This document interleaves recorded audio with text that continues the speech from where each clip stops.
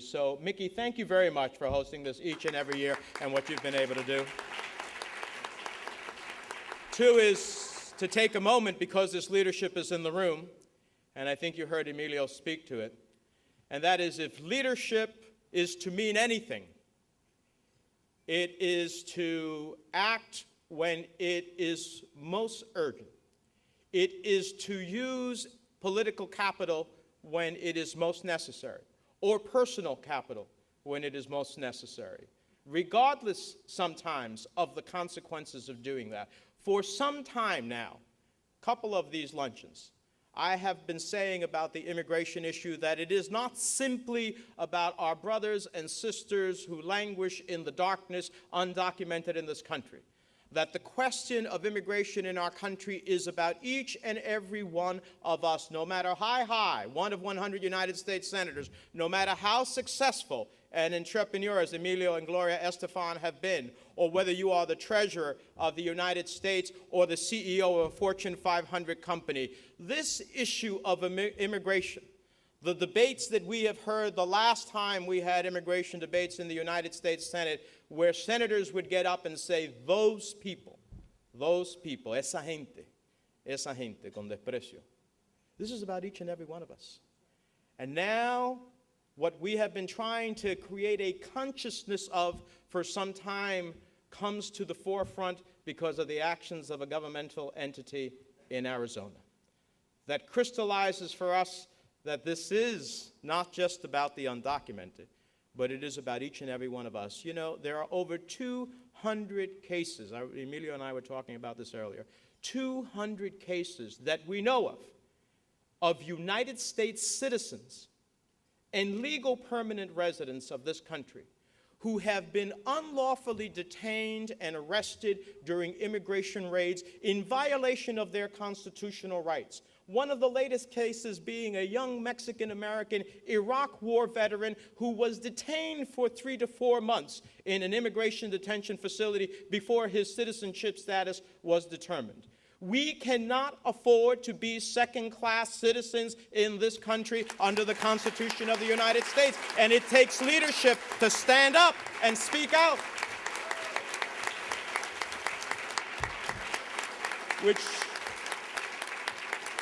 Which means whether you are a member of the Securities and Exchange Commission, a great entrepreneur, a CEO of a Fortune 500 company, or one of Major League Baseball's players who happens to be Latino, I hope those Latino players will tell Major League Baseball, if you want to have the All-Star game next year in Arizona, we are not going. And I hope none of us go as well. Which leads me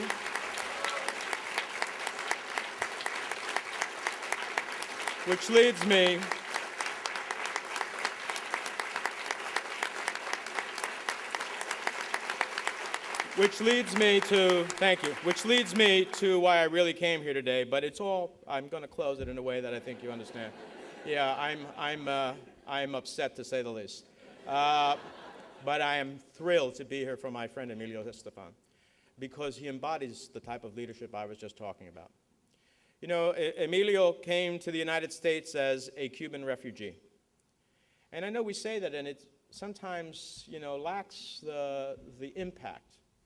But think of how many of us, comfortable in the United States, happy with our lives, fulfilled by what we have achieved, to have to get up, leave everything behind, come to a country that, while welcoming at the same time, has no one waiting for you, no promises of tomorrow, no expectations of what your success might be, and start all over again. That was my mother, who just passed away in October. That's why she is the greatest force in my personal life. I think of it as enormous courage, because I say to myself, what if I had to, God forbid, circumstances in the United States change, that we, as a community, become a suspect class of people? And it would be so onerous that I would feel that I'd have to leave the United States to go to some other place in the world where I had nothing waiting for me, no one to help me out, didn't understand the language, and had to start all over again. What type of courage that takes? That's what Emilio Estefan was all about, the courage because of the desire for freedom to come to a country and start all over again. Some of his own words, I think, are some of the biggest testaments to the tribute of who he is as a man. He said, "I've always had a love for life, enthusiasm, vision, and a desire to create something different, even when I was a boy in Santiago de Cuba and didn't know too much about the world beyond my own. No dream was ever too unobtainable or absurd. If I wanted to do something, I began by believing I could. I arrived in the United States with the clothes on my back, nothing but a suitcase of dreams and a heart filled with hope and aspiration. That, it seems, was enough. That, it seems, was enough." The rest, you all know. Multiple Grammy Award winner, an entrepreneur extraordinaire, a marriage of 30-something plus years with great happiness under the most difficult of circumstances of traveling the world, but transforming not only their music, but creating a sense of global unity under it. And having average Americans who basically dance in a very Gaelic way finally be able to swing their hips. It's really transformational. But what I appreciate about Emilio is not all the Grammys, not all the awards, not all the economic success he had as someone who came with the clothes on his back, not even his enormously great attitude about life, which is infectious. What I appreciate about Emilio, especially at a time like this where leadership is necessary, is that he has never forgotten who he was, who he is, where he came from, and in fact, what sense of responsibility. One of his first chapters is about taking responsibility. What sense of responsibility we all need to have. It's very easy for someone who has had great success and whose music the music that he's created with Gloria is transformational, to step back, live in a very comfortable place, and take no risk. It's much more difficult when Gloria and Emilio led marches about Las Damas en Blanco, the women in white, women who in Cuba just march peacefully every Sunday after church to express the violations of human rights of their loved ones, their brothers and husbands and sons who languish in Castro jails and get beaten up each and every week. And these women get beaten up each and every week. He could have stayed away from that, but he remembered where he came from and what freedom meant to him. And him and Gloria took to the streets of Miami and did something. He invited the president to his home, for which he was criticized. But he understood the power of being able to get the President of the United States and to talk about that issue and talk about immigration, as someone who has no challenge to his immigration status in this country. But he knew that this was about all of us, even as successful as he and Gloria have been. And then he and Gloria, the only entertainers in a firmament of stars that exists, who go and march on the Arizona law and put their personal capital on the line, and the risk that many would very well boycott them because they feel that they're wrong on this issue. That's who Emilio Estefan is.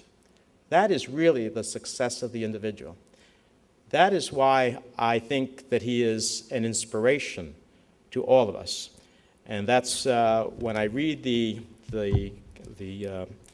his book is dedicated to any young kid with the dream of becoming the first Hispanic president of the United States. That says everything about Emilio Estefan, and that's why I'm glad to deliver this tribute to him.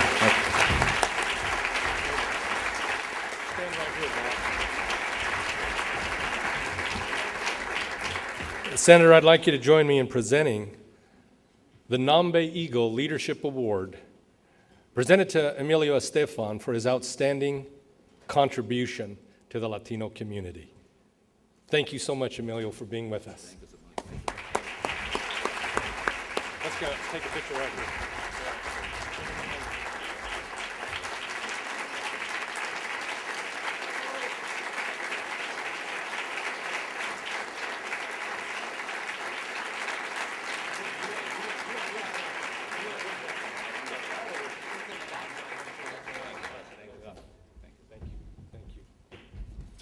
Just a couple of announcements as we close. And for the record, an on-time conclusion. Sponsor material and media partner publications are available outside the ballroom door. Thanks again to Anheuser-Busch, AT&T, and the Corporation for Public Broadcasting. Finally, we look forward to continuing our series. Look for a date in September. Thank you very much for joining us.